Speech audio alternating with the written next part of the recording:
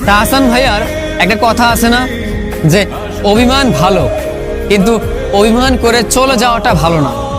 তুমি দেখো, তুমি অভিমান করে চলে গিয়েছো, আমি তারপরও তোমাকে ভুলে যাইনি। তুমি অভিমান করে নিজেকে ভালো রাখার জন্য আমাকে ছেড়ে গেছো, তারপরও আমি চলে যাইনি। আমি শুধু তোমার পেছনে পড়ে আছি। আসলেই প্রিয়, অভিমান ভালো, কিন্তু অভিমান করে ছেড়ে যাওয়া ভালো না।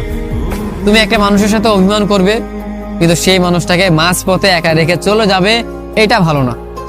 তোমার বিরহে সেই মানুষটা প্রতিনিয়ত পড়বে, সেই মানুষটা প্রতিনিয়ত কষ্ট পাবে, এইটা কখনোই ঠিক হতে পারে না। তুমি একটা মানুষকে মাঝপথে এনে স্বপ্ন দেখিয়ে স্বপ্নটাকে ভেঙে দিয়ে চলে যাবে, এমনটা হতে পারে না।